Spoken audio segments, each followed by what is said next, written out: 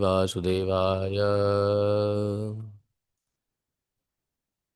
ओम नमो भगवते वासुदेवाय। ओम नमो भगवते वासुदेवाय। ओम नमो भगवते वासुदेवाय। ओम नमो भगवते वासुदेवाय। ओम नमो भगवते वासुदेवाय। ओम नमो भगवते वासुदेवाय। ओम नमो भगवते वासुदेवाय। नारायणं नमस्कृत्यं नरं चैव नरोत्तमं देवीं सरस्वतीं व्यासं ततो जयमुदीरयेत्। नष्टप्रायस्वभद्रेषु नित्यं भागवत सेवया भगवत्युत्तमश्लोके भक्तिर्भवति नैष्ठकी।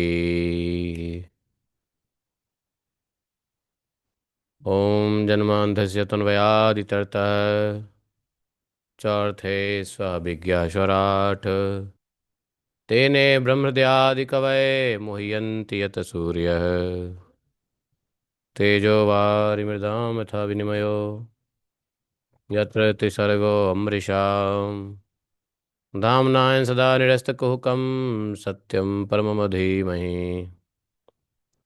धर्मः प्रोजितकैत्वत्र परमो निर्मत्सराणां सताम् वेद्यं मातृवस्तु शिवदं तापत्रयोन्मूलनम् श्रीमद्भागवत महामुनि कृते किं वा परैश्वरः सद्यो हृदयदत्तकृतिभिः शुश्रूभिः तत्क्षणात् निगमकल्पतरोर्गलितं फलं सुखमुखाद्द्रवितसंयुतं पिबत भागवतं रसमालयं मुहुरहो रसिका भुवि भावुकाः।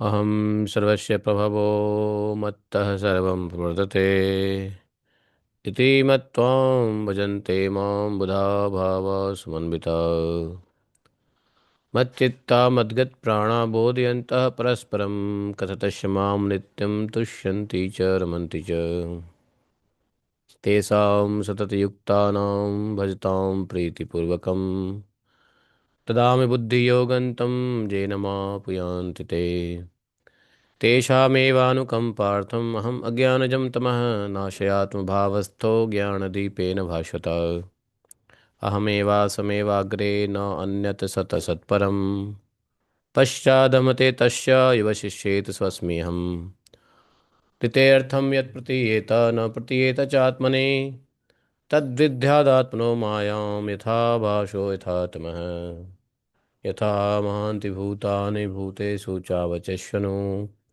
प्रविष्ठान्यन्यप्रविष्ठानि तथा तेषु न तेष्वहम् एतावदेव जिज्ञासं तत्त्वजिज्ञासुनात्मना अन्यव्यतिरेकाभ्यां यत् स्यात् सर्वत्र सर्वदा।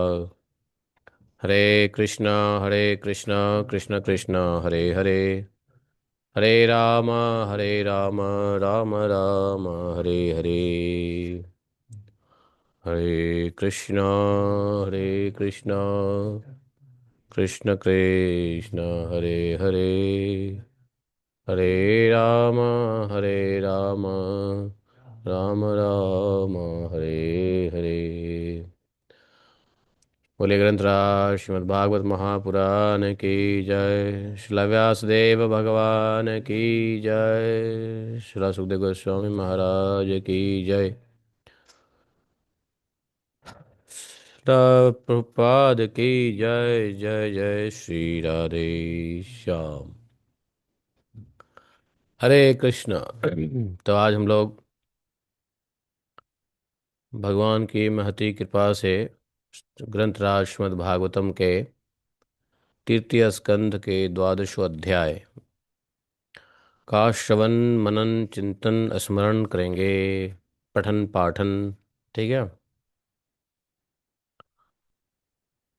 इसमें सृष्टि के विस्तार का वर्णन कैसे हुआ है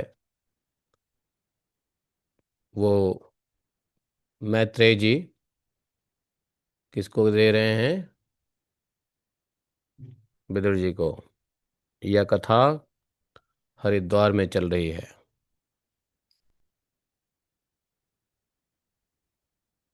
तो बोले, मैत्रेय उवाच इति ते वर्णितः क्षत्तः कालाख्यः परमात्मनः महिमा वेदगर्भो अथ यथा साक्षी निबोध में। ससर्जाग्र अंधतामिश्रम अथ तामिश्रमादिकृते महामोहं च मोहं च तमश्च ज्ञानवृत्तयः।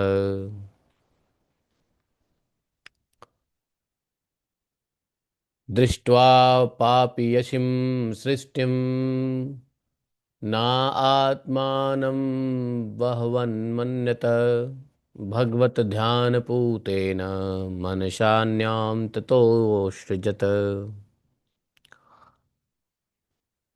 शनकं च सनन्दं च सनातनमथ आत्मभूः सनत्कुमारं च मुनि निष्क्रियानुहूर्धरेतसः।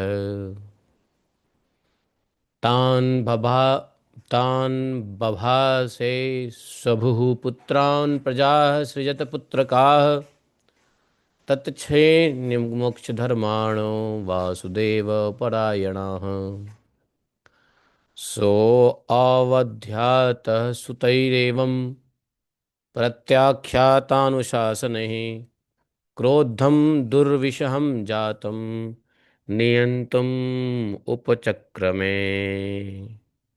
ॐ अज्ञानतिमिरान्धस्य ज्ञानाञ्जनशलाकया चक्षुरुन्मीलितं येन तस्मै श्रीगुरवे नमः। श्रीचैतन्यमनोभीष्टं स्थापितं येन भूतले स्वयं रूप कदा मह्यं ददाति स्वपदान्तिकम्। वन्देऽहं श्रीगुरो श्रुतपदकमलं शीघ्रो न वैष्णवांश्च श्रीरूपं साग्रजातं सहगणरघुनाथान्वितं तं सजीवं साद्वैतं सावधूतं परिजनसहितं श्रीकृष्णचैतन्यदेवं श्रीराधाकृष्णपादान् सहगणललिता श्रीविशाखान्वितांश्च। हे कृष्ण करुणा सिंधु दीनबंधु जगतपते गोपेश गोपिका कांतम राधा कांतम नमस्तुते। तप्त कांचन गौरांगी राधे वृंदावनेश्वरी विश्वानुसुते देवी प्रणमामि हरिप्रिये। वाञ्छाकल्पतरुभ्यश्च कृपा सिन्धुभ्येव च पतितानां पावनेभ्यो वैष्णवेभ्यो नमो नमः। जय श्री कृष्ण चैतन्य प्रभु नित्यानंद श्री अद्वैत गदाधर शिवासादि गौर भक्तवृंद। हरे कृष्णा कृष्ण कृष्ण हरे हरे हरे राम राम राम हरे हरे। हरे कृष्ण। तो मैत्रेय जी ने कहा कि विदुर जी, भगवान के काल रूप की महिमा सुनाया मैंने। अभी अभी काल रूप की महिमा बताया ना, कहाँ से कहाँ तक। काल का सबसे छोटा अंश क्या था? परमाणु। और सबसे बड़ा अंश परार्ध। परार्ध है ना? परार्ध। तो ब्रह्मा जी से, और वो भगवान के क्या हैं? एक निमेष के बराबर। एक निमेष मतलब एक पलक झपकते हैं ना, एक सेकंड में 3 पलक झपकते हैं, तो एक पलक झपकते ही ब्रह्मा जी के 2 परार्ध तक का समय जो होता है वो भगवान के। तो बोले काल रूप की वैसी महिमा हमने आपको बताई। यहां तक। अब बता रहे हैं कि जिस प्रकार ब्रह्मा जी ने जगत की रचना की, इसके बारे में सुनिए विदुर महाराज। हम लोगों को भी सुनना है, नहीं सुनना है? तो बोले कि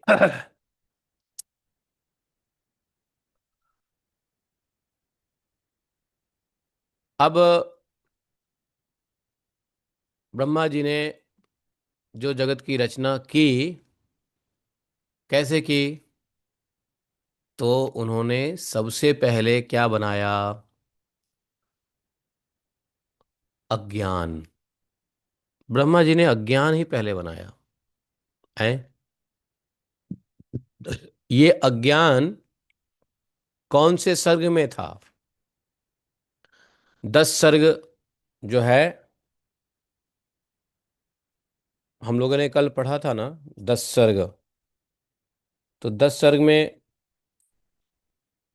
कौन से सर्ग में अज्ञान बनाया गया? 5वां सर्ग यही था ना। 5वां सर्ग जो था वो अज्ञान का सर्ग था। पहला सर्ग क्या था? पहली सृष्टि, महत्तत्व है। दूसरी सृष्टि अहंकार, तीसरी सृष्टि भूत सर्ग, चौथी सृष्टि इंद्रिय, पांचवी सृष्टि अज्ञान। तो और छठी सृष्टि, सातवीं सृष्टि ये वैकारिक था। तो 5 अज्ञान की जो वृत्तियां हैं वो उन्होंने रचा। तो पहला क्या था? अविद्या, तम। दूसरा क्या था? मोह, मोह मतलब अस्मिता। महामोह, महामोह मतलब राग। तामिश्र, तामिश्र मतलब द्वेष। और अंधतामिश्र मतलब अभिनिवेश। इसी को पंच क्लेश कहा है।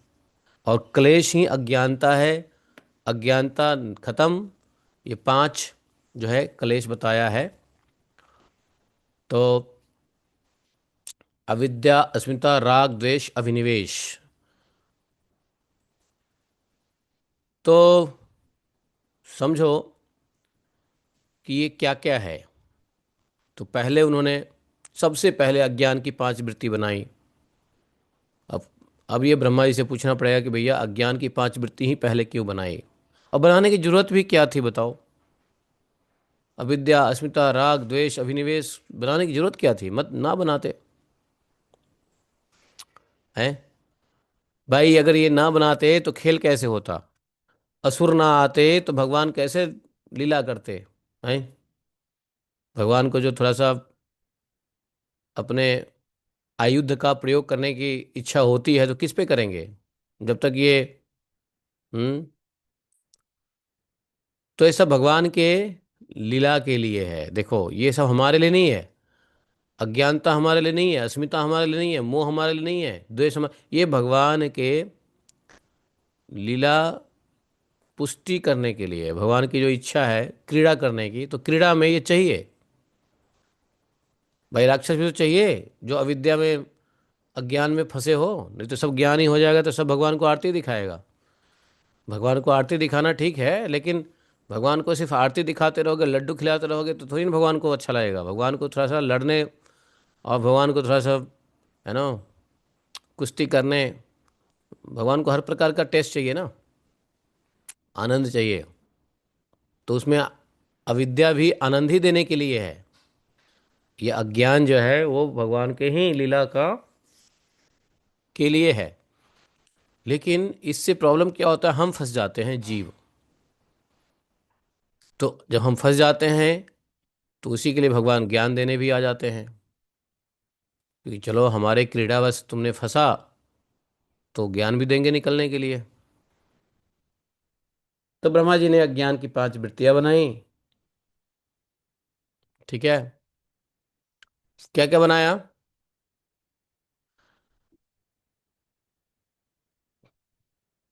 लेकिन ब्रह्मा जी ये 5 चीज को बना करके उनको प्रसन्नता नहीं हुआ, क्योंकि ये पापमयी सृष्टि थी। ये अज्ञानता जो है पापमयी सृष्टि है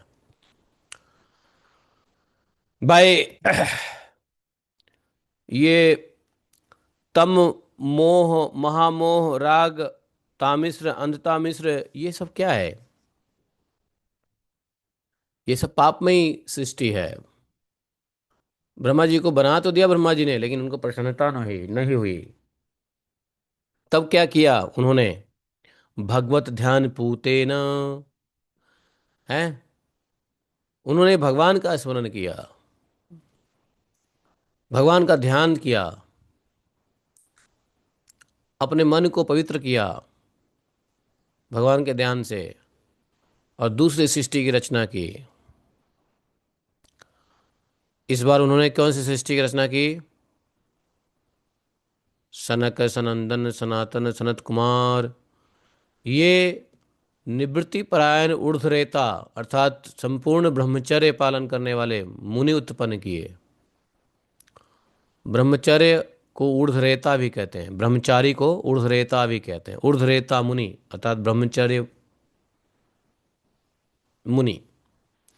और कैसे? निवृत्ति परायण, संसार में इनकी प्रवृत्ति नहीं है, संसार में से इनकी निवृत्ति है। जिस संसार की सृष्टि ब्रह्मा जी कर रहे हैं उसमें इनकी निवृत्ति है। और ब्रह्मचारी ऊर्ध्वरेता मुनि उत्पन्न किए, सनक सनंदन सनातन सनत कुमार। अपने इस इन पुत्रों से ब्रह्मा जी ने कहा, ब्रह्मा जी ने कहा, पुत्रों, तुम लोग सृष्टि उत्पन्न करो।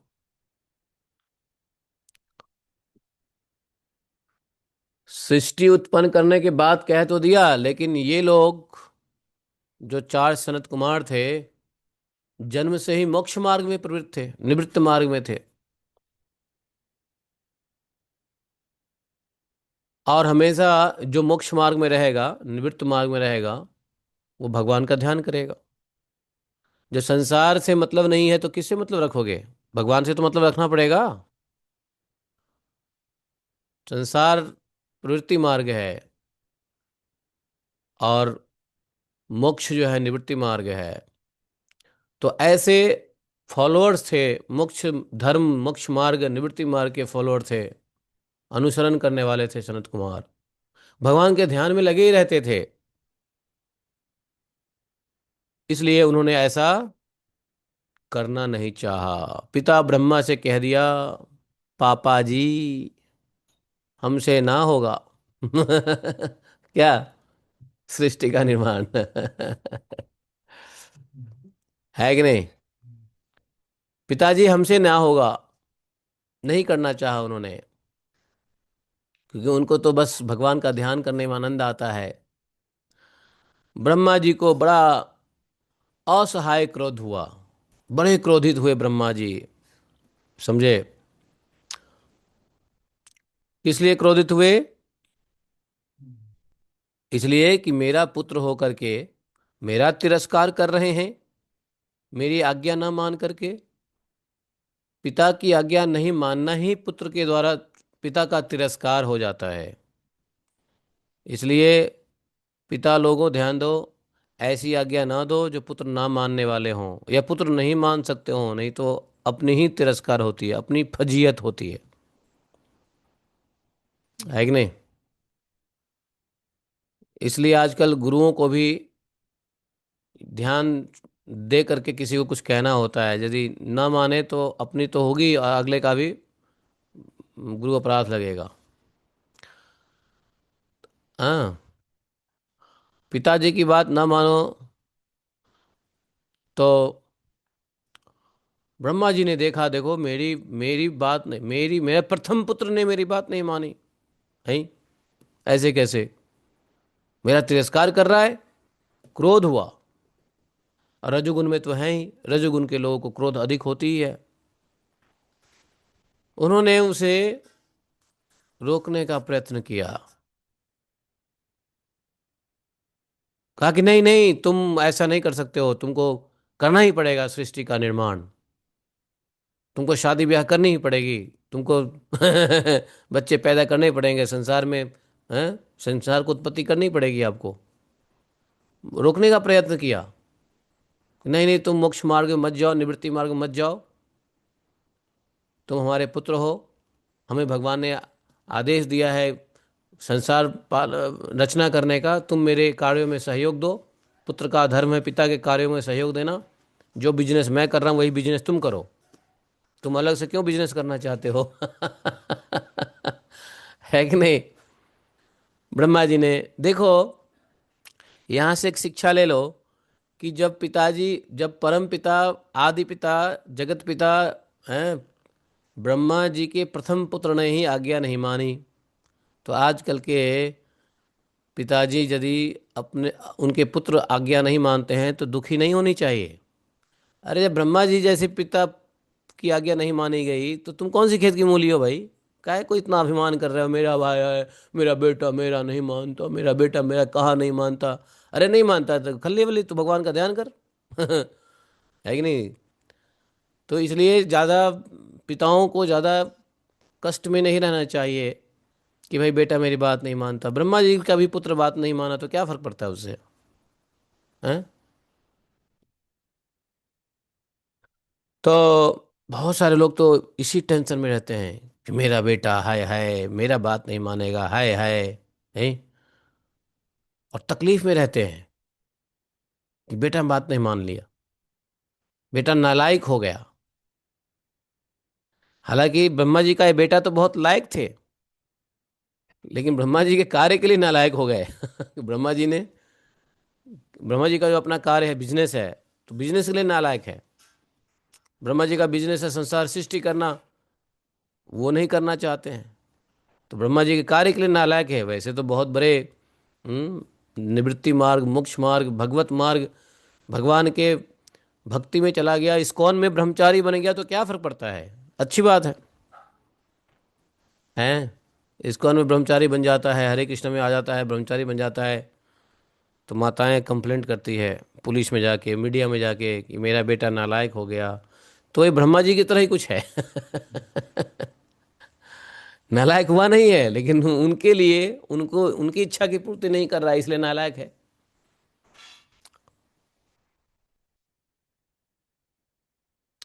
तो ब्रह्मा जी समझाया बुझाया, रोका कि ना ना तू ऐसा मत कर, अपने धंधे में काम ध्यान दे, अपना धंधा ये है।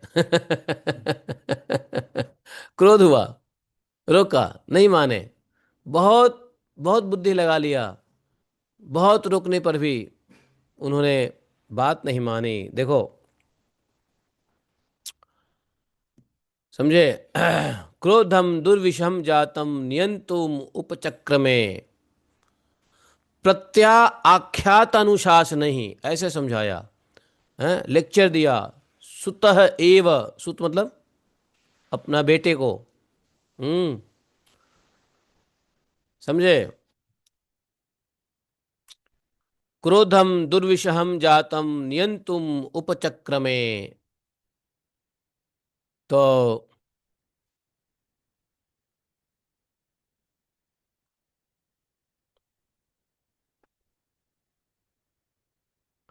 अब जब क्रोध हुआ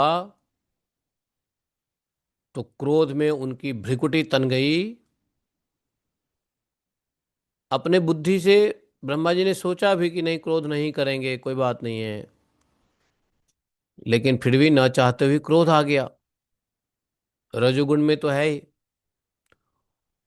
तो उन्होंने जैसे ही क्रोध किया, तत्काल उनके भौं के बीच से निकले एक बालक। उसका नाम क्या है? नीललोहित बालक। नीले और लाल रंग का, उनका कलर कैसा था? नीला और लाल रंग का। प्रकट हो गए।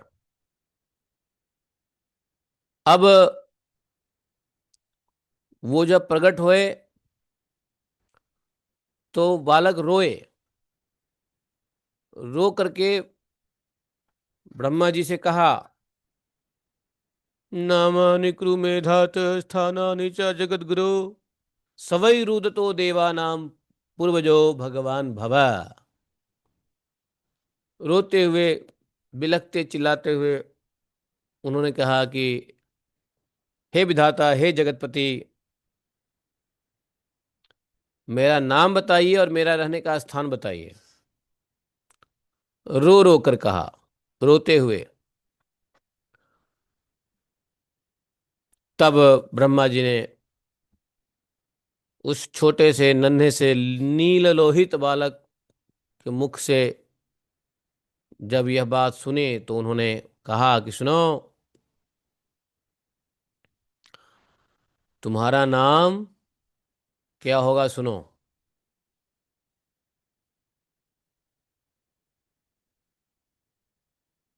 तुम जन्म लेते ही फूट फूट कर रोने लगे, इसलिए प्रजा तुम्हें रुद्र भी कहेंगे। प्रजा रुद्र भी कहेंगे क्योंकि तुम फूट फूट के रो रहे हो जन्म से ही, है कि नहीं। जन्म से बालक ना रोए तो आज की डेट में हेल्दी नहीं माना जाता, नहीं, रोना आवश्यक है। तो बोले कि तुम्हें रुद्र कहेंगे, रुद्र पुकारेंगे, और तुम्हारे रहने का स्थान मैंने पहले से तय कर दिया है। तो बोले कहाँ रहोगे तुम? तो तुम रहोगे हृदय में, इंद्रिय में, प्राण में, आकाश में, वायु में, अग्नि में, जल में, पृथ्वी में, सूर्य में, चंद्रमा में, और तप, ये स्थान रच दिए हैं। तुम इन स्थानों में रहोगे। इतना स्थान दे दिया रुद्र को, समझे। और तुम्हारा और भी नाम होगा, तुम अन्य कुछ और नाम से भी पहचाने जाने जाओगे इस दुनिया में। तुम मन्यु, मनु, महीनश, महान, शिव भी कहलाओगे, ऋतध्वज कहलाओगे, उग्ररेता कहलाओगे, भव, काल, वामदेव, अधृत व्रत भी तुम्हारा नाम होगा। तो ये कुछ और भी नाम दिए। और सुनो, तुम तुम्हारी पत्नियां भी होंगी। सृष्टि का निर्माण करना है तो पत्नी तो चाहिए ना। तो पत्नी का नाम क्या होगा, सुन लो। तुम्हारा पत्नी कौन कौन होंगे? धी, वृत्ति, उष्णा, उमा, न्यूत, सर्पी, इला, अंबिका, इरावती, सुधा और दीक्षा। ये 11 रुद्राणियां होंगी। तो 11 रुद्र हैं और उनके ये 11 पत्नी हैं। मन्यु के कौन है? धी। मनु के वृत्ति, उष्णा, महीनश, महान, उमा, सॉरी शिव, उमा। इस प्रकार से 11 रुद्र बताया। मन्यु, मनु, महीनस, महान, शिव, ऊर्ध्व, उग्रता, भवकाल, वामदेव, आदित्य वृत्त। समझे। तो 11 स्थान दिया। इन 11 जगह पर 11 रुद्र होते हैं, समझे। इन 11 स्थान पे 11 रुद्र होते हैं अपने अपने पत्नी के साथ। जो तप है, तप में कौन रुद्र होते हैं? धृतव्रत। और उनकी पत्नी कौन होती है? दीक्षा। समझे। इसी प्रकार से काल हैं या वामदेव हैं। वामदेव कहाँ होते हैं? वामदेव को जगह कहाँ दिया? चंद्रमा में। और पत्नी? नहीं, सुधा। समझे। सुधा। सुधा मतलब होता है अमृत। और चंद्रमा तो जानते हो कैसा अमृत देने वाला है सारा। औषधि, मनुष्य के लिए औषधि ही अमृत है। तो ऐसा है। तो ये वामदेव नाम के रुद्र चंद्रमा में जगह दिया और इनको पत्नी दिया सुधा। इसी प्रकार से सूर्य, बोले कि सूर्य में भी तुम रहोगे। तो सूर्य में जो रुद्र है उनका नाम क्या है मालूम है? बताओ, सूर्य में कौन सा रुद्र है? तो सूर्य में कौन सा रुद्र है? अभी अभी हमने पिछले चैप्टर में पढ़ा, काल। ये सूर्य ही तो है जो दिन रात चल के लोगों के जीवन आयु को हरते रहते हैं। तो काल। तो काल नामक स्थान दिया, काल काल नामक रुद्र का नाम दिया काल। और स्थान दिया सूर्य। और इनकी पत्नी का नाम दिया इरावती। ऐरावती नहीं, इरावती। ऐरावती तो दूसरा है, इरावती। तो ये 11 रुद्र के नाम, 11 रुद्र के स्थान, 11 रुद्र पत्नी के साथ रह करके वहाँ पे सारे कार्य करते हैं। और ये सब देवता हैं। इसलिए शिव जी को महादेव कहते हैं, क्योंकि ये 11 रुद्र मिलकर के, तो इस प्रकार से नाम दिया, 11 रुद्र में विभक्त कर दिया, उनके 11 जगह दिया और 11 पत्नियां दी। बोले कि तुम उपरिक्त, और जो रुद्र जो नाम है रुद्र, ये रुद्र जो है वो 11 नाम से अलग है। रुद्र तो इसलिए दिया कि तुम बचपन से रो रहे हो इसलिए रुद्र है, लेकिन इसके अलावा तुम 11 हो जाओगे। 11 नाम होगा: मन्यु, मनु, महिनस, महान, शिव, ऋतध्वज, उद्धरेता, भव, काल, वामदेव और धृतव्रत। ये बताए 11 रुद्र है। तो ये रुद्र ही 11 हैं, जिसके 11 नाम है। इसमें रुद्र नाम नहीं है, बट रुद्र इसलिए है क्योंकि तुम रोते हुए पैदा हुए हो। बोले कि इस प्रकार से तुम नाम ग्रहण करो, स्थान ग्रहण करो, और इन अपने स्त्रियों को स्वीकार करो।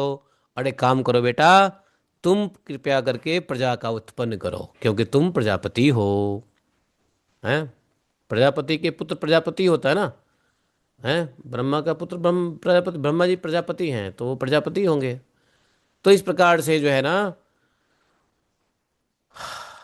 रुद्र भगवान नीललोहित इत्यादिष्ट स गुरुणा भगवान नीललोहित सत्वाकृति स्वभावेन ससर्जात्म समा प्रजा रुद्राणाम रुद्रशिष्ठानाम समन्तादग्रसतां जगत निशाम्या संख्यो युत्थान प्रजापति रसंकत। अब हुआ क्या सुनो। हुआ ये कि अब ब्रह्मा जी से आज्ञा पा लिया भगवान नीललोहित बल, आकार और स्वभाव में अपने ही जैसी प्रजा उत्पन्न करने लगे। जैसे जैसी उनकी बल है, जैसा उनका आकार है, जैसे उनका स्वभाव है, अपनी जैसा प्रजा उत्पन्न करने लगे। अब ये रुद्र जो है, अब रुद्र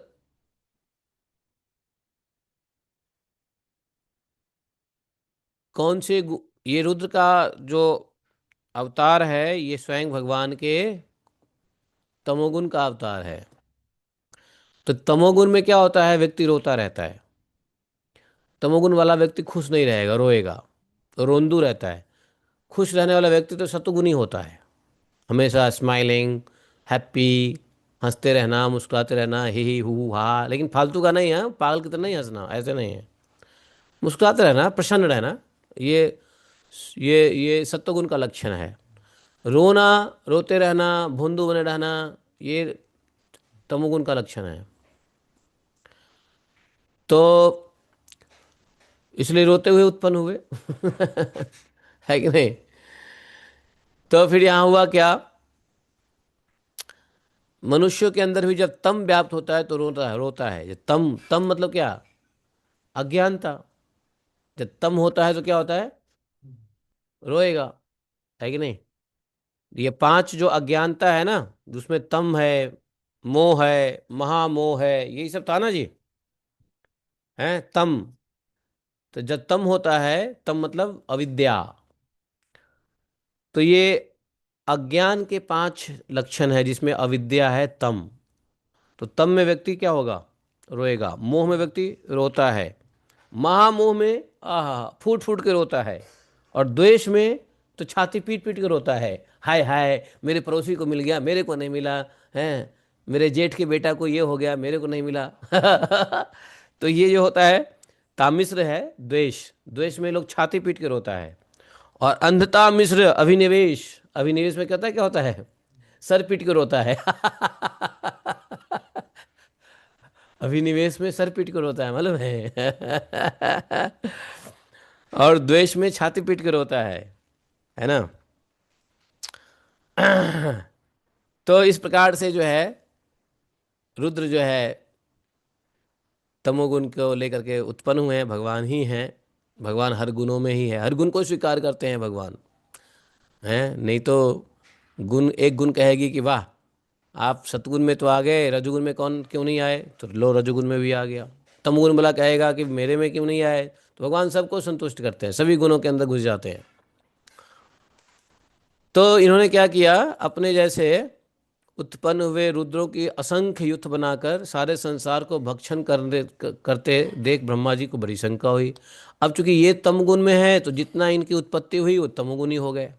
इन्होंने असंख्य रुद्रों को उत्पन्न कर दिया।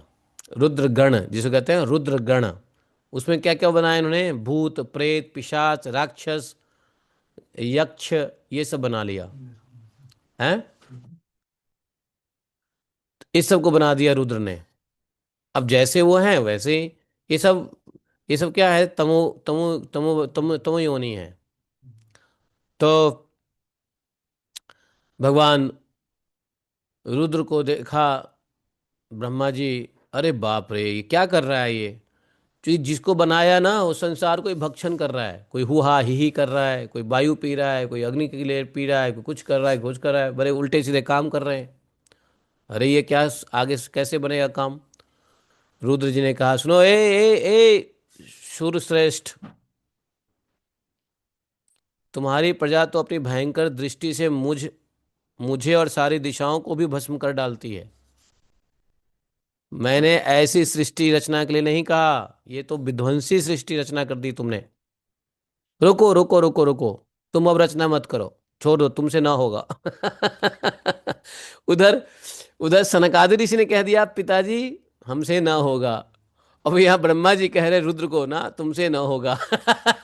उल्टे सीधे काम कर रहे हो। है कि नहीं। उधर बेटे ने कहा बाप से पिताजी हमसे ना होगा, और इधर हैं रुद्र जी करने लगे संसार की रचना, तो पिताजी कहे बेटा तेरे से ना होगा, छोड़ दे। है कि नहीं। रोक दिया, ब्रह्मा जी ने रोक दिया, ना ना ना ना, मत कर ऐसा काम, एक काम कर, अब तू चुपचाप हिमालय जा, वहां तुम तपस्या करो। शिव जी ने पूछा होगा मैं कहाँ करूँ तपस्या बताओ, बोले जा तेरे लिए मैंने कैलाश बनाया हुआ एक पर्वत। कैलाश में जाके बैठ के तपस्या कर। और शांत रहे, है ना। रुद्र का रूप रौद्र है, तो हिमालय में दिया उन्होंने कि खूब बर्फीले जगह पे रह करके उनका शांत रहेगा थोड़ा मिजाज, है कि नहीं। रौद्र रूप शांत रहेगा। तो उनको हिमालय में भेज दिया, जाओ भाई वहां पे है। ऐसा हुआ होगा, पूछा होगा उन्होंने तो जगह वो भी दिया होगा भगवान ब्रह्मा जी ने ही। बोले कि तुम्हारा कल्याण हो, अब एक काम करो, तुम सभी प्राणियों को सुख देने के लिए तप करो, जाओ। सभी प्राणियों को सुख देने के लिए तप करो। जरा ये लगाना, ये चार्ज में लगाओ। और फिर जब तुम तप करोगे तो तप के प्रभाव से ही तुम पूर्वत इस संसार की रचना करना। तो क्या हुआ देखो, रुद्र जी को क्या किया, बिना तपस्या के लगा दिया अ, सृष्टि रचना में। तो क्या कौन सी सृष्टि हुई, उद्यमी सृष्टि की रचना हो गई। बिना तपस्या के उद्यमी सृष्टि की रचना हो गई। नहीं, तो ब्रह्मा जी को याद आया, अरे सृष्टि की रचना से पहले तो हमने भी तपस्या किया था, और इसने बिना तपस्या की रचना किया, शायद इसलिए इसने ऐसी प्रजा उत्पन्न कर दी। तो तो ब्रह्मा जी ने कहा नहीं नहीं नहीं नहीं, तुम पहले तपस्या करो जाओ, और तपस्या करके पहले की तरह संसार की रचना करना। तो पहले संसार की रचना कैसे किया गया था वैसे ही करना। तो बोले ठीक है पिताजी। देखो यहां से एक शिक्षा लो कि यदि बिना तपस्या के संतान उत्पन्न करोगे तो संतान नालायक होगा। इसलिए विवाह से पहले ब्रह्मचर्य की तपस्या पालन करनी पड़ती थी। गृहस्थ आश्रम में प्रवेश से पहले ब्रह्मचर्य की तपस्या, विद्या अध्ययन की तपस्या, भजन भक्ति साधन की तपस्या, ये तपस्या दिया गया था, है कि नहीं।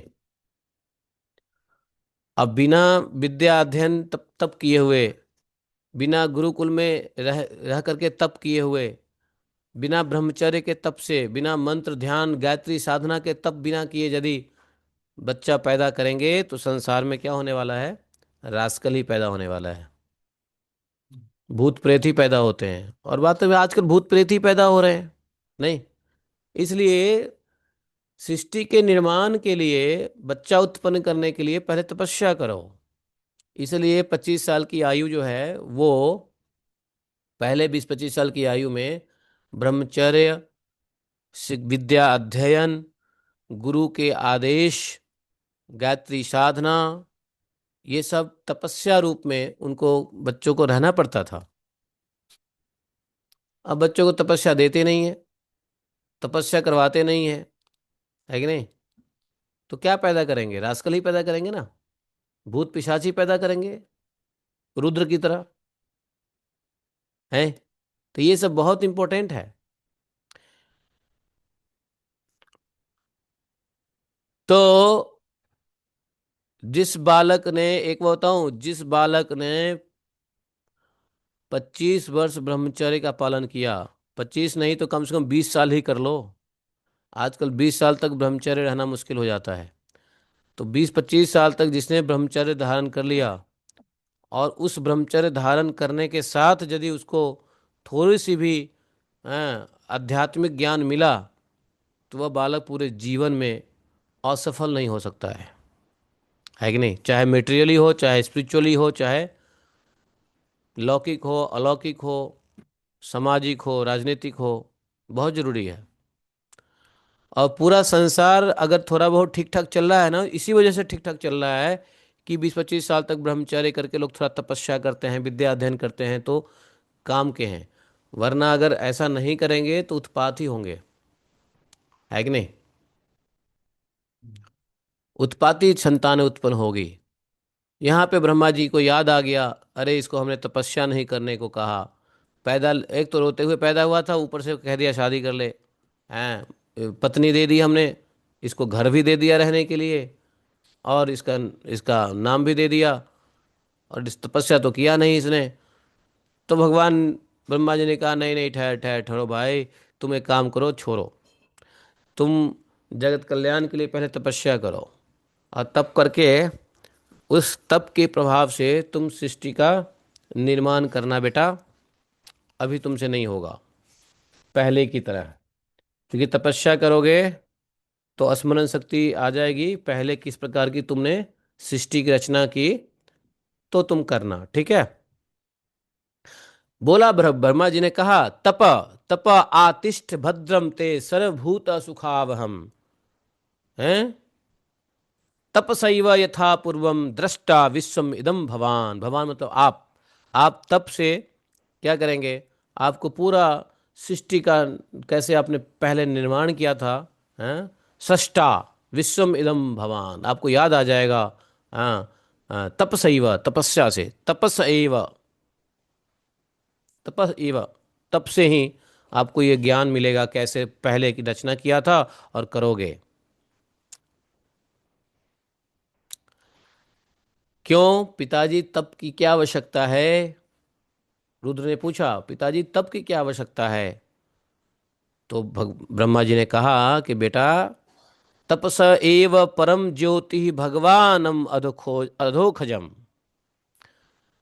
भगवन भवंत भवंत अधोखजम, तपस एव परम ज्योति भगवंत अधोखजम, असर्वभूत गुहावासम अंजसा विंदते पुमान। बोला कि ऐसा है, पुरुष तप के द्वारा ही इंद्रियातीत सर्व अंतर्यामी ज्योति स्वरूप श्री हरि को सुगमता से प्राप्त करता है, तप के द्वारा। तप नहीं करोगे तो श्री हरि को प्राप्त नहीं कर सकते हो। ज्योति ही भगवंतम अधोखजम, अधोखज मतलब श्री हरि भगवान, भगवान को अधोखज कहा, तो तप से ही प्राप्त होगा। भक्त लोग तप नहीं करते हैं? करते हैं ना, एकादशी करते हैं, सुबह उठ के मंगला करते हैं, भगवान का नाम का जप करते हैं, भगवान के स्मरण चिंतन में संसार की स्मरण चिंतन छोड़ देते हैं, माया को त्याग देते हैं, घर परिवार को भूलने की कोशिश करते हैं भगवान के। ये तप नहीं तो क्या है? घर परिवार को भूलना तप ही तो है, क्या है?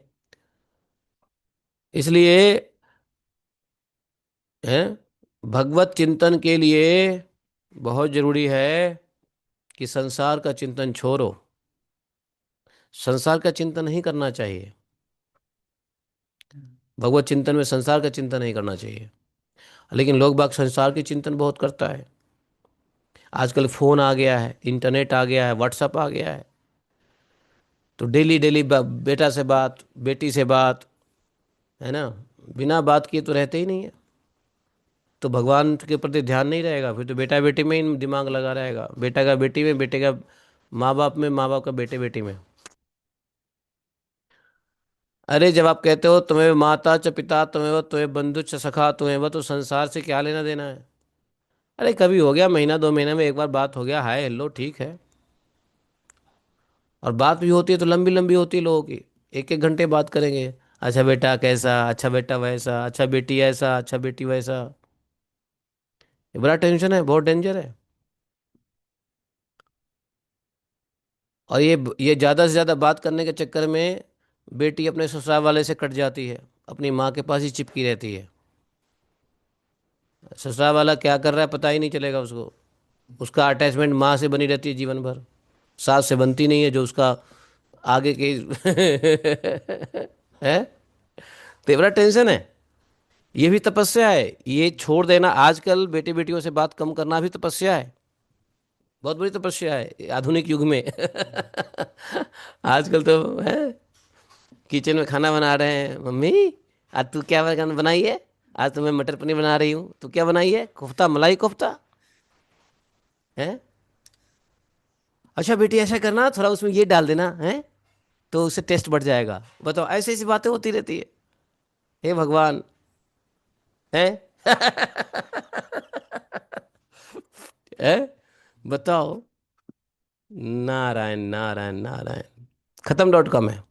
इससे आसक्ति नहीं जाएगी, बेटे बेटियों से ज्यादा बात करोगे आसक्ति नहीं जाएगी। इसलिए रोज बेटे बेटियों से बात नहीं करना चाहिए। मेरी बात बुरी लग सकती है किसी को, लेकिन बुरी बात मैं नहीं कह रहा हूँ। ये देखो, माँ बाप बहुत आध्यात्मिक हो तो भी कम बात करना चाहिए माँ बाप से, क्योंकि माँ बाप से एक सांसारिक रिलेशन है, तो सांसारिक आसक्ति बढ़ सकती है। समझे। माँ बाप अगर स्पिरिचुअल हो तो भी कम बात करनी चाहिए। बात किससे करनी चाहिए, जिससे सांसारिक रिश्ता नहीं है और भक्त है, उससे आप बात करो, कोई दिक्कत नहीं है। लंबी लंबी बात करो, कोई दिक्कत नहीं है, उससे भगवान भगवत चर्चा ही होगा। लेकिन अपने शरीर के नाते रिश्ते से, संसार के नाते रिश्ते से यदि भक्त भी है तो उसे अधिक बात नहीं करना चाहिए। नहीं नहीं, मैं तो अपने बहू को प्रचार कर रही हूँ, मैं तो अपने बेटे को प्रचार कर रही हूँ, मैं अपने बेटी को प्रचार कर रहा हूँ। ये प्रचार के चक्कर में पता है, ये मंगल में अमंगल हो जाता है। इसको बोलते हैं मंगल में अमंगल हो जाएगा। आप मंगल सोच तो रहे हो लेकिन होगा अमंगल। इसलिए बहुत आसक्त नहीं रहना चाहिए। तो ये सब आज के आईटी एज के ज़माने के तप है। है कि नहीं। ये आईटी एज के ज़माने के तप है। मैंने मुझे ये बात बहुत अच्छी लगी जब मैंने वो कथा सुन रहा था पुंडरीक जी का। पुंडरीक जी अपने कथा में कह रहे थे कि उनके पिताजी अंतिम सांस ले रहे थे, लेकिन वो अपने पिताजी के सामने नहीं गए। ये मैं गलत बात नहीं बोल रहा हूँ, ये सुनी सुनाई बात कर रहा हूँ, और पुंडरीक जी के कथा से मैंने सुनी है ये बात। जब उनके पिताजी जब शरीर छोड़ रहे थे तो वो घर में ही थे, लेकिन वो पिताजी के पास में नहीं गए। उन्होंने अपने शिष्यों को भेजा, जाओ वो उनके सामने बैठो, कीर्तन करो। क्यों, पुंडरीक जी तो महान कथाकार हैं, भगवान के भक्त भी हैं, उनके पिताजी भी भगवान के भक्त हैं, राधा रमन जी के सेवा करने वाले हैं।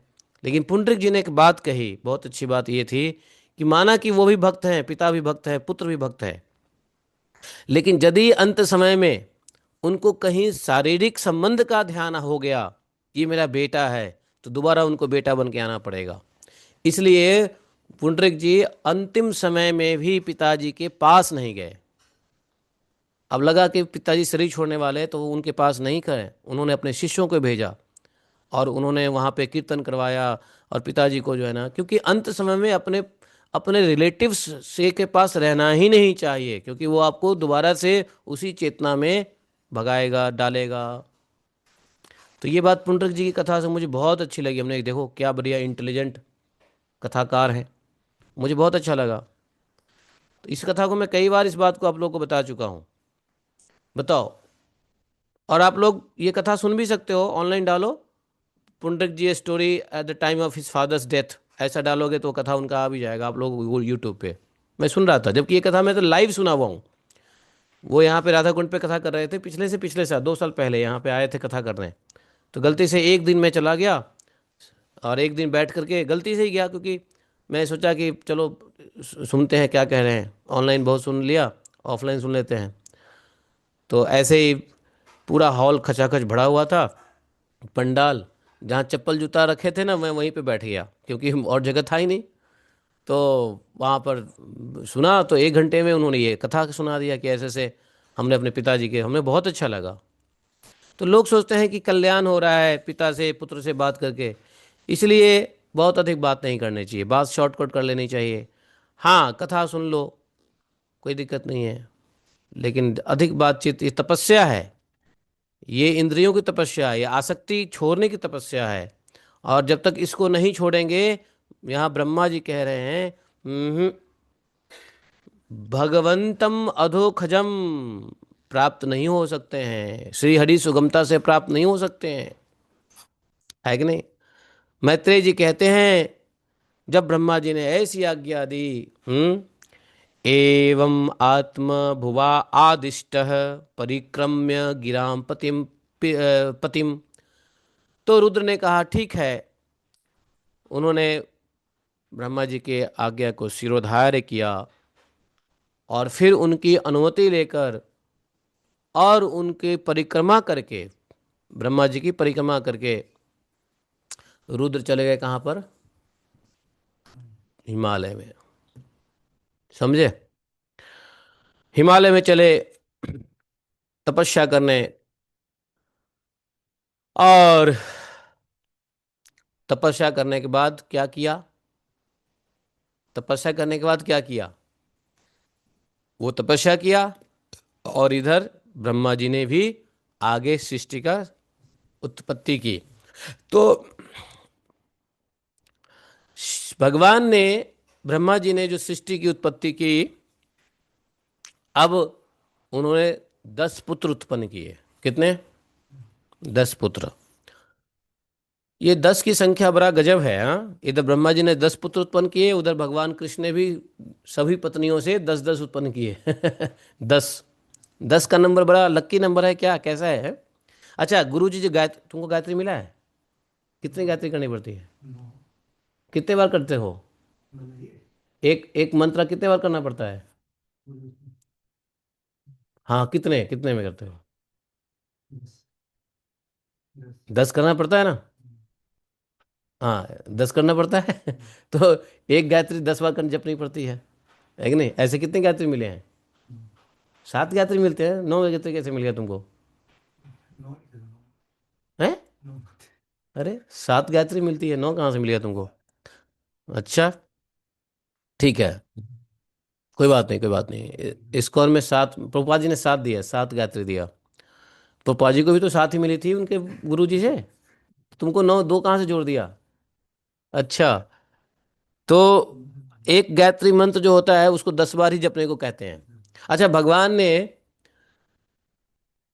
ये रजोगुण को, पापमयी रजोगुण को शांत करने के लिए 10 बार ही प्राणायाम बताया है। 10 बार प्राणायाम करो, सुबह दोपहर शाम, है ना। तो इससे क्या होता है, 1 महीने में ही रजोगुण स्थिर हो जाता है, मतलब पापमयी रजोगुण स्थिर हो जाता है। सुबह दोपहर शाम 1 महीना तक यदि कोई व्यक्ति 10 बार ही प्राणायाम करेगा, तो उसके रजोगुण शांत हो जाते हैं। भगवान क्या, कहाँ कहते हैं, कहाँ पर, किसको कह रहे हैं बताओ, ये बात भगवान कहते हैं, ये आदेश भगवान देते हैं। किसको, अर्जुन को नहीं, किसको, उद्धव जी को। उद्धव जी, गीता में उद्धव जी को ये कह रहे हैं कि ये पापमयी जो रजोगुण है उसको शांत करने के लिए 10 बार। तो ये 10 का नंबर बड़ा गजब है, कुछ मैं समझता हूँ ये 10 बड़ा, है ना, अच्छा नंबर है ना क्या। भगवान ने भी 10 पुत्र उत्पन्न किए, और यहाँ पे 10 पुत्र यहाँ पे ब्रह्मा जी ने भी उत्पन्न किए। अब यहाँ से लोक की बहुत वृद्धि हो गई। अब ये 10 पुत्र कौन कौन हुए, मरीचि, अत्रि, अंगिरा, पुलस्त्य, क्रतु, पुलह, भृगु, वशिष्ठ, दक्ष और 10वां पुत्र कौन हुए? छोटा, बड़े प्यारा पुत्र 10वां कौन हुए? नारद जी। 10वें नारद जी थे। और नारद जी से श्रेष्ठ 9 भाई थे। अब नारद जी प्रजापति ब्रह्मा के गोद से उत्पन्न हुए थे। किसे? ब्रह्मा जी के गोद में से नारद जी उत्पन्न हुए। दक्ष जी कहाँ से उत्पन्न हुए? ब्रह्मा जी के अंगूठे से। अंगूठा, अंगूठा से दक्ष उत्पन्न हुए। वशिष्ठ जी ब्रह्मा जी के प्राण से उत्पन्न हुए। भृगुमुनि ब्रह्मा जी के त्वचा से उत्पन्न हुए। ये सब लिखा हुआ है भागवतम में, श्लोक में लिखा हुआ है, देखो कहाँ लिखा हुआ है, सब लिखा हुआ है। हैं? त्वचा, त्वचा से निकले भृगु जी। और हाथ से निकले कौन? हाथ से कौन निकले बताओ, गेस करो, गेस। क्रतु, क्रतु, क्रतु। अरे कर्तारम क्रतु। हाथ से, हाथ से काम करते हो ना, क्रतु। क्रतु जी में निकले हाथ से। पुलह, पुलह निकले नाभि से। पुलस्त जी निकले कानों से, पुलस्त्य, समझे? और ब्रह्मा जी के मुख से कौन निकले? गेस करो। अंगिरा। नाम भी अंगिरा इसलिए है कि मुख से निकले। अंगार, अंगार मतलब क्या होता है? अग्नि। तो इनका इसलिए अंगार, अग्नि। तो अंगिरा जी जो है वो निकले मुंह से। हाँ। और नेत्र से कौन निकले? अत्रि। नेत्र, अत्रि। हाँ हाँ, अत्रि। अगर देखो, अगर थोड़ा सा उद्गम स्थान याद रहे तो सबका याद नाम रहेगा। ठीक है। और मन से कौन निकले? मरीचि। ध्यान, ध्यान से सुनो, ध्यान से सुनो, ध्यान से सुनो। म्यूट कर लो। मरीचि निकले। हाँ, मन से निकले मरीचि। और इस प्रकार से 10 पुत्र उत्पन्न हो गए। अब ना, ब्रह्मा जी ने अपने दाएं स्तन से उत्पन्न किया धर्म को। क्या? दाएं स्तन से उत्पन्न किया धर्म को। और धर्म की पत्नी कौन हुई? मूर्ति देवी। हाँ, मूर्ति, मूर्ति धर्म की पत्नी हुई। तो और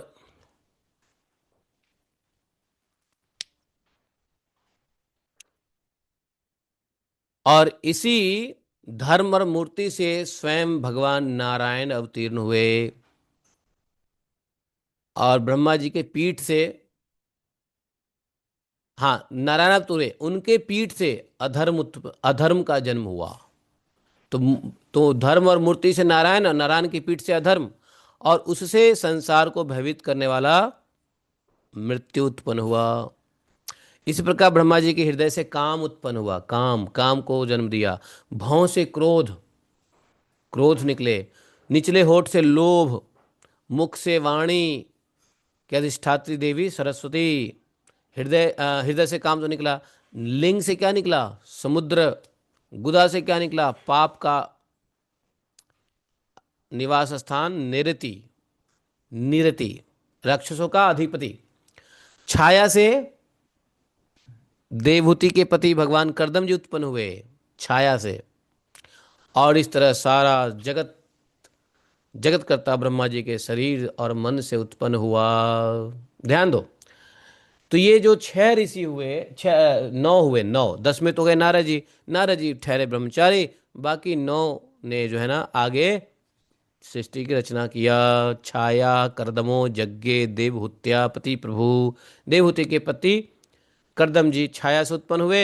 विदुर जी ने यहाँ एक प्रश्न किया है। सवै विश्वसृजाम ईशम वेदा दीना मुखो तो सृजत यत यत जेन सृजद देवन तस्मै ब्रूहि तपोधन।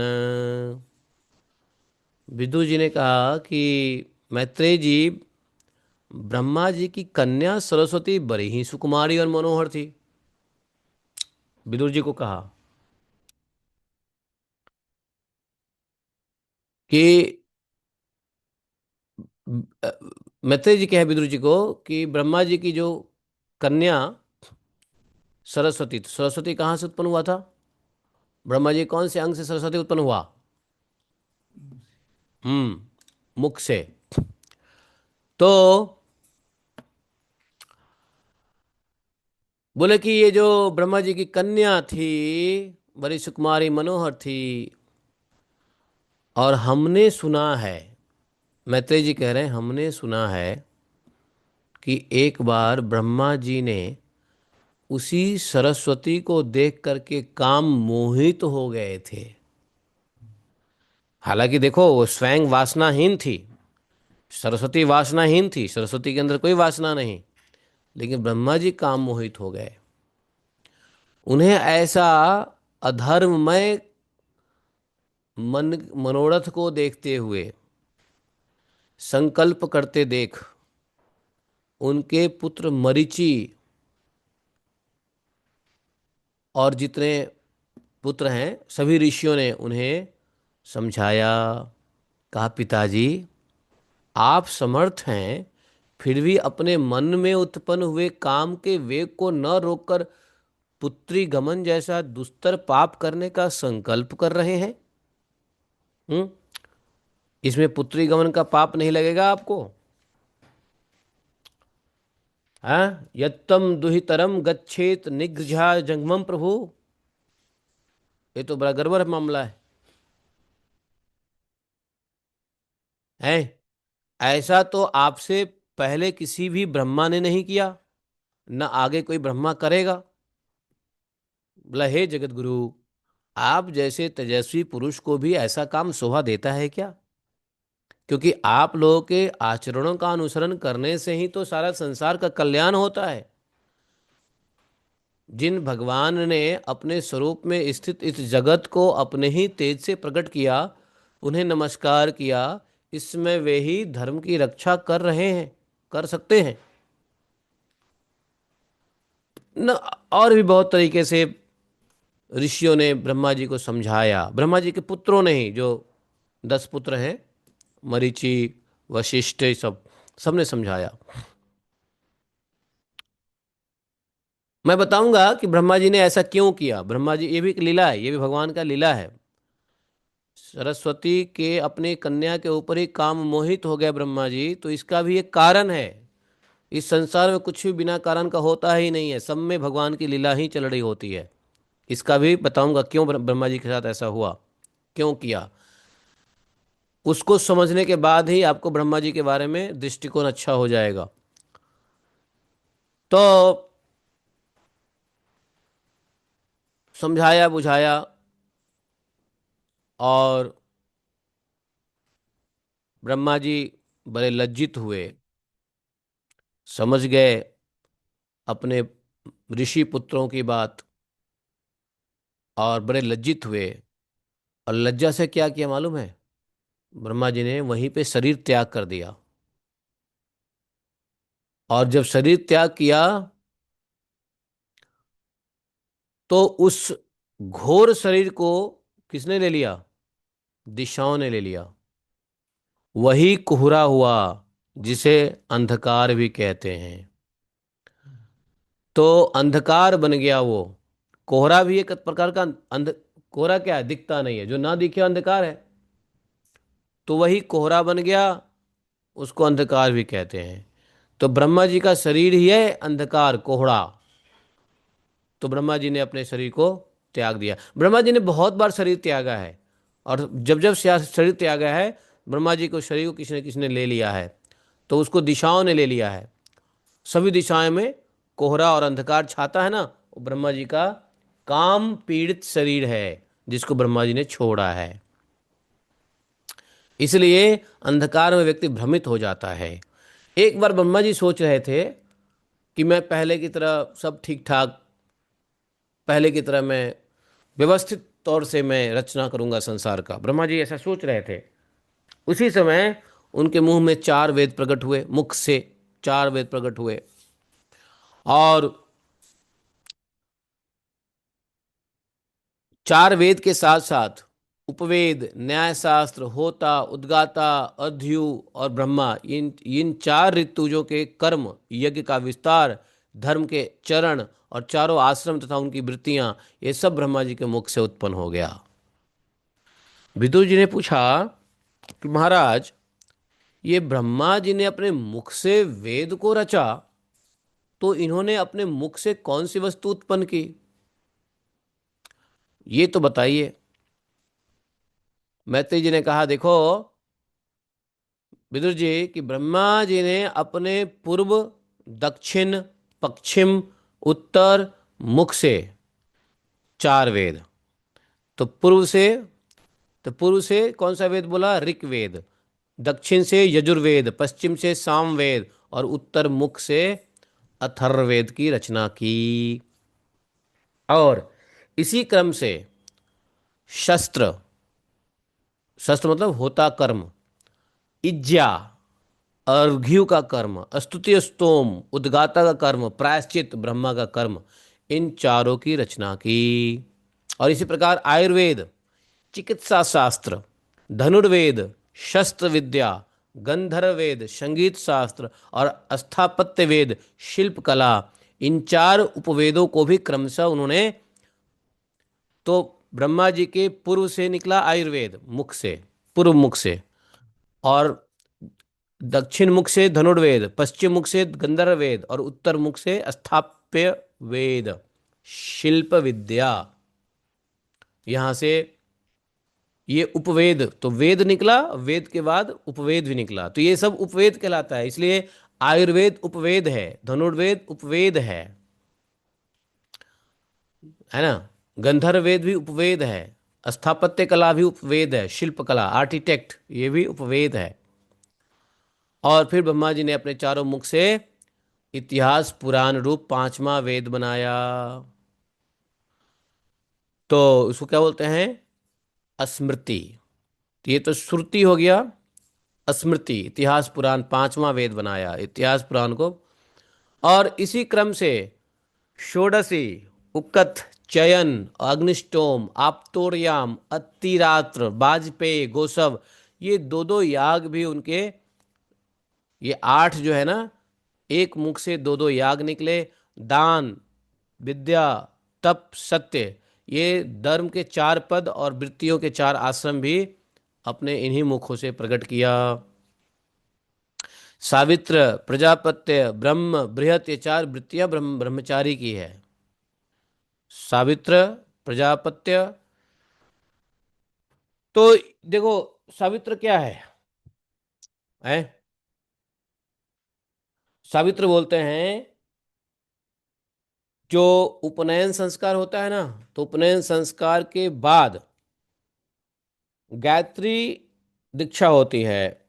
गायत्री अध्ययन करने के लिए, गायत्री को धारण करने के लिए 3 दिन का ब्रह्मचर्य व्रत जो होता है उपनयन संस्कार के बाद, सावित्र कहलाता है। और उसमें 1 वर्ष का ब्रह्मचर्य व्रत होता है, वेद अध्ययन की साप्ताहिक रहने वाला ब्रह्मचर्य होता है, आयु पर्यंत रहने वाला ब्रह्मचर्य होता है। ब्रह्मचर्य भी बहुत प्रकार के होते हैं। तो ब्रह्मचर्य में ब्रह्मचारी की वृत्तियां बताया, तो कोई सावित्र है, तो कोई प्रजापत्य है, कोई ब्राह्म है, कोई बृहत है, तो कोई 1 वर्ष का ब्रह्मचर्य का बाल व्रत का करता है, तो कोई जब तक विद्या अध्ययन कर रहा है तब तक ब्रह्मचर्य का पालन करता है। कोई कोई कोई कहता है नहीं, मैं आजीवन ब्रह्मचर्य धारण करूंगा, जैसे भीष्म पितामह की तरह आजीवन ब्रह्मचर्य रहूंगा, तो वो आयु पर्यंत रहने वाला ब्रह्मचर्य होता है कि नहीं? तो इस प्रकार से वृत्तियां भी दिया, जैसे कृषि वृत्ति, शास्त्र विहित वृत्ति, हाँ, यज्ञ कराने वाली वृत्ति, अयाचक की वृत्ति, है ना। तो इस प्रकार से जो है नाना प्रकार की वृत्तियां उत्पन्न हुई। ये सब वृत्तियों के बारे में और भी विचार आगे डिटेल आएगा, है ना। तो ब्रह्मचारी, और इसके बाद वार्ता, संचय, शालीन, शिलोक्ष, ये 4 वृत्तियां गृहस्थ की है। और इसके वृत्ति भेद से भाई खानस, बालखिल्य, औदुंबर, फेनप, ये चार वृत्तियां वानप्रस्थों की दी है, कुटिचक की दी है। सॉरी, वानप्रस्थ की है। उसी प्रकार से सन्यासियों की चार वृत्ति दिया है। चार प्रकार के सन्यासी होते हैं: कुटिचक सन्यासी, बहुदक सन्यासी, हंस सन्यासी और परमहंस सन्यासी। चार प्रकार के सन्यासी होते हैं। तो कुटिचक ब्रह्मचारी क्या होता है? जो कुटिया बना के एक जगह ही रहता है, वो कुटिचक सन्यासी हो गया। समझे? और बहुदक बहुदक सन्यासी होता है जो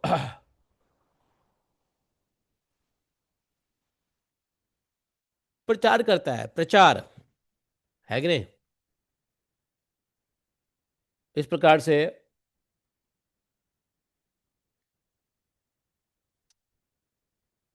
हाँ, बहुदक, बहुदक जो है कर्म की ओर गौण दृष्टि रखकर ज्ञान को ही प्रधान मानता है। और हंस, वो जो हंस हंस हंस सन्यासी, उसको बोलते हैं ज्ञानाभ्यासी, जो ज्ञान का अभ्यास करता रहता है। वो शास्त्र पढ़ेगा, उपदेश पढ़ेगा, उपनिषद पढ़ेगा, है ना, सारे कार्य को छोड़ करके, तो हंस सन्यासी कहलाता है। और परमहंस सन्यासी हो जाता है जो ज्ञानी जीवन मुक्त है, ज्ञान का अभ्यास करते हुए हंस सन्यासी। और ज्ञान के साथ जब मुक्त, जीवन मुक्त हो गया, परमहंस सन्यासी। बोधक सन्यासी क्या करता है? वो प्रचार करता है जिसमें कर्म और ज्ञान दोनों को दृष्टिगोचर रखते हुए उपदेश देता है ना। कुटचक ब्रह्मचारी आश्रम में रहता है और धर्म का पालन करता है, धर्म का प्रचार भी करता है। तो इस प्रकार से ब्रह्मचारी, गृहस्थ और वानप्रस्थ और संन्यास धर्म के ये वृत्तियां भी ब्रह्मा जी ने उत्पन्न किया। ब्रह्मा जी के मुख से और भी उत्पन्न हुई अनविक्षिकी, त्रयी, वार्ता, दंडिनी, ये चार विद्या उत्पन्न हुए, चार विद्या। और ये सब चार चार मुख से हैं, ब्रह्मा जी के चारों चार चार मुख से ये सब आ गए। जैसे चार मुख से आ गया ये चार वर्ण, चार मुख से आ गया चार आश्रम, चार मुख से आ गया चार वृत्तियां, चार मुख से उत्पन्न हुआ ये सब प्रकट हुआ, विद्याएं भी चार प्रकट हुई हैं। अनविक्षिकी विद्या, त्रय विद्या, वार्ता विद्या। अब देखो, अनविक्षिकी विद्या किसको कहते हैं? मोक्ष प्राप्त करने वाली आत्मविद्या को अनविक्षिकी विद्या कहते हैं। त्रय विद्या, त्रय विद्या बोला, स्वर्ग के फल देने वाली कर्म की विद्या को त्रय विद्या बताया। वार्ता विद्या, वार्ता विद्या क्या? खेती, व्यापार, गृहस्थी, ये सब वार्ता विद्या दिया। दंड नीति, दंड नीति मतलब राजनीति की विद्या, ये भी ब्रह्मा जी के चार मुख से उत्पन्न हुए। और ब्रह्मा जी के हृदय आकाश से ओमकार प्रकट हुआ। उनके रोम से उष्णिक, त्वचा से गायत्री, मांस से त्रिष्टुप, स्नायु से अनुष्टुप, अस्थियों से जगति, मज्जा से पंक्ति और प्राणों से बृहति। ये सब क्या है? गायत्री, त्रिष्टुप, अनुष्टुप, जगति, पंक्ति, बृहति, क्या है ये? छंद है, छंद। ये छह छंद उत्पन्न किए। उष्णिक छंद, गायत्री छंद, त्रिष्टुप छंद, अनुष्टुप छंद। भगवान ने कहा छंदों में मैं कौन हूं? छंदानाम अहमश्च गायत्री। तो इन सभी छंदों में गायत्री भगवान कहते हैं मैं हूँ, श्रेष्ठ छंद गायत्री है। गायत्री से पहले वैसे उष्णिक है, बट श्रेष्ठ बताया है गायत्री। तो ऐसे ही उनका जीव जो है स्पर्श वर्ण के हुए, देह स्वर वर्ण के कहलाए। तो ये जो ओमकार निकला, तो ओंकार से छंद निकला और छंद से दो वर्ण निकला। तो दो वर्ण क्या निकला? स्पर्श वर्ण और स्पर्श वर्ण और स्वर वर्ण। तो स्पर्श वर्ण क्या है? क, ख, ग, घ, च, छ, ज, प, फ, ब, य, र, ल, ये सब। तो ये हुआ स्पर्श, जिसको बोलते हैं व्यंजन। और स्वर वर्ण, स्वर वर्ण मतलब उसको बोलते हैं, स्वर को स्वर ही बोलते हैं। स्वर और व्यंजन, तो स्वर निकला क्योंकि स्पर्श से स्वर निकला। और देह निकला, आकार आदि कहलाया, स्वर वर्ण, आ ए ओ ए ओ ये आकार आदि। अब उनके इंद्रियों से एक और वर्ण निकला, बोले उष्म वर्ण। तो श स ह ये उष्म वर्ण है। और बल से, बल को अंतस्थ वर्ण बोला। तो अंतस्थ वर्ण क्या होता है मालूम है? य र ल व। तो क ख ग घ च छ ज झ ट ट ड ढ प फ ब है। उसके बाद य र ल व अंतस्थ है, उष्म है, श श स ह। इस प्रकार से उनकी क्रीड़ा से, ब्रह्मा जी की क्रीड़ा से 7 स्वर उत्पन्न हुए। मतलब इन इन छंदों और इनके इनकी क्रीड़ाओं से बोले 7 छंद, 7 क्या उत्पन्न हुए? स्वर उत्पन्न हो गए, 7 स्वर। कौन से? निषाद, ऋषभ, गांधार, मध्यम, षडज, धैवत, पंचम। ये 7 स्वर हुए। इसलिए सा रे ग म प ध नि सा, नी। हम्म। तो प से पंचम, ध से दैवत, म से मध्यम, श से षडज, ग से गांधार, रि से ऋषभ और न से नी से निषाद। तो इस प्रकार से सा षडज, री ऋषभ, ग गांधार, म से मध्यम, सारे ग म, प से पंचम, सारे ग म प, ध से दैवत, नी निषाद। तो इस प्रकार से 7 स्वर हुए। विदुर जी, ब्रह्मा जी शब्द ब्रह्म स्वरूप हैं। वे वैखरी रूप से व्यक्त हैं, ओंकार रूप से अव्यक्त हैं। वैखरी रूप से व्यक्त हैं, ओंकार रूप से अव्यक्त हैं, तथा उनसे परे जो सर्वत्र परिपूर्ण पर ब्रह्म है, वही अनोख प्रकार की शक्तियों से विकसित होकर इंद्र आदि रूप से में भास रहा होता है। अच्छा देखो, वैखरी क्या होता है? हम मुंह से बोलते हैं, जो बोलते हैं वो वैखरी शब्द ब्रह्म है। और जब हम नहीं बोलते हैं, हम सिर्फ साउंड करते हैं, जिसको बोलते हैं अनाहत ध्वनि, वो ओंकार है। और वैखरी क्या है? आहत ध्वनि। जैसे हरे कृष्ण कृष्ण कृष्ण हरे हरे, हम अपने मुंह में आहत करते हैं, हम स्पर्श करते हैं अपने मुंह के अलग अलग जीवा से अलग अलग चीज़ों को स्पर्श करते हैं, वो वैखरी हो जाता है। और ओंकार अव्यक्त है। ओ हम कुछ करते ही नहीं। ओ ओ ओ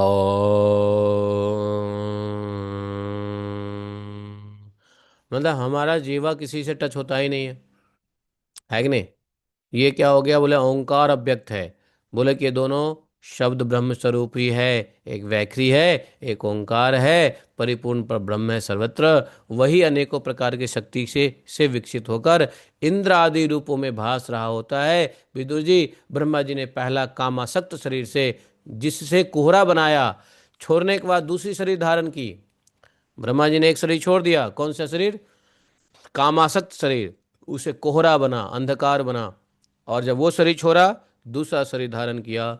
दूसरा शरीर धारण करके विश्व विस्तार किया, विचार किया कि अब सृष्टि की आगे निर्माण करनी है।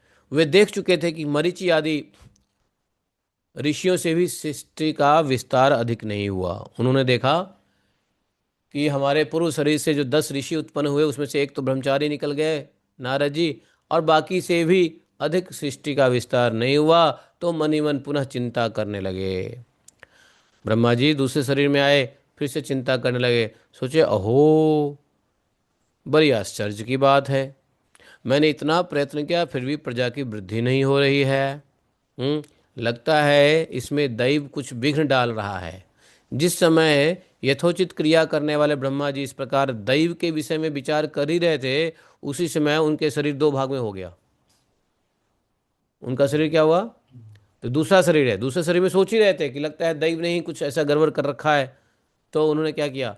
उसी समय शरीर 2 भाग में हो गया है। जब शरीर 2 भाग में हो गया,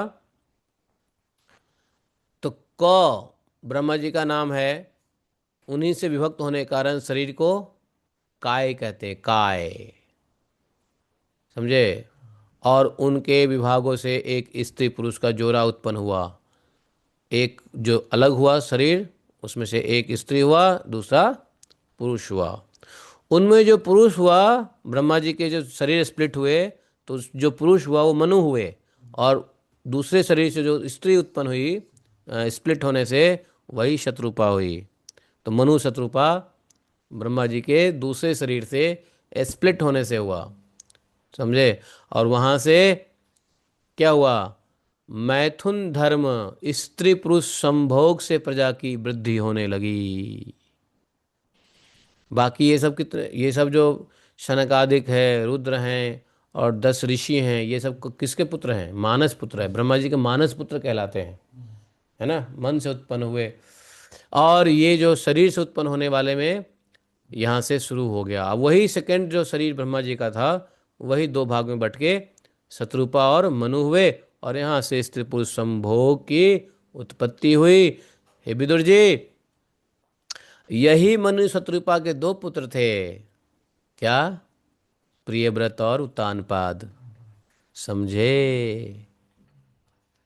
और इन मनु और शत्रुपा की 3 कन्याएं थी, 2 पुत्र और 3 कन्या उत्पन्न हुए। तो 3 कन्या कौन उत्पन्न हुए? आकुति, देवहूति और प्रसूति। अब देखो, खानदान याद रखो, खानदान याद रखो, बहुत जरूरी है ये सृष्टि के बनाने वाले विधाता का खानदान याद रखो। तो सबसे पहले क्या है? सनत कुमार, सनक, सनातन, सनंदन। रुद्र, रुद्र में 11 रुद्र हुए, 11 स्थान, 11 पत्नियां। उसके बाद क्या हुए? 10 मानस पुत्र हैं। वो ऋषियों का नाम याद रखो: मारीचि, पुलस्त्य, क्रतु, अंगीरा, वशिष्ठ, इस प्रकार से। और 10वां कौन? नारद जी। उसके बाद क्या हुआ? शरीर त्याग दिया, कामासक्त शरीर, और उसके बाद दूसरा शरीर धारण किया। तो दूसरे शरीर से पट 2 भाग में हो गए। मनु शत्रुपा, मनु शत्रुपा से मैथुन धर्म से प्रियव्रत और उत्तानपाद का पुत्र उत्पन्न हुआ।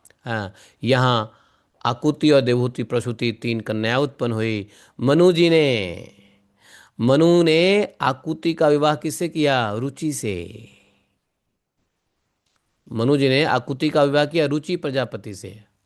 मझली कन्या जो थी देवहूति, उसको करदम जी से विवाह कर दिया, और छोटी कन्या जी को दक्ष प्रजापति को दे दिया। इन तीनों कन्याओं के संतति से सारा संसार भर गया। समझे? अब यही मेन संसार को भरने वाले यही 3 हैं: आकुति के पुत्र, देवहूति के पुत्र, प्रसूति के पुत्र। तो आकुति के पति कौन हो गए? रुचि। और देवहूति के करदम जी। और प्रसूति के दक्ष। ये याद रखना, ये याद रखना। अगर इसको भूल गए तो आगे की कथा में प्रॉब्लम आ जाएगी, नहीं समझ में आएगा कथा। तो कौन कौन हो गए? 3 पुत्री कौन है? आकुति, देवहूति और प्रसूति। आकुति के हस्बैंड कौन हुए? है रुचि। अरे भाई, क्यों भूलते हो भाई? हाँ, आकुति के पति हुए रुचि, और देवहूति के करदम। रुचि, करदम और दक्ष। याद रहेगा नहीं रहेगा? रुचि, करदम, दक्ष, आकुति, देवहूति, प्रसूति। ठीक है। हाँ, और उधर 2 पुत्र हुए, प्रियव्रत और उत्तानपाद। उत्तानपाद की पत्नी कौन है? 2। कौन कौन है? हाँ, रुचि और सुरुचि। हाँ? सुनीति, सुनीति और सुरुचि। रुचि क्यों? रुचि तो हस्बैंड है। सुनीति और सुरुचि, खैर वो आगे आएगा, चलो उसको आगे करेंगे। तो कन्या, इन्हीं कन्याओं से पूरा प्रजापति जो है, पूरा संसार भर गया। समझे? अब आगे सुनो। ओ, आगे सुनो क्या? इति श्रीमद् भागवते परमहंस संहितायाम। आज के यहीं पे हम रोक देते हैं, ये अध्याय समाप्त हो गया। अब आगे सुनो। अब आगे 12 अवतार होगा। ठीक है? तो 12 अवतार कैसे होगा, उसी कथा जो है यहाँ पे श्रवण करने को हम लोग को आगे मिलेगा। कैसे 12 अवतार जन्म हो तो आते हैं भगवान, 12 अवतार कैसे हुआ।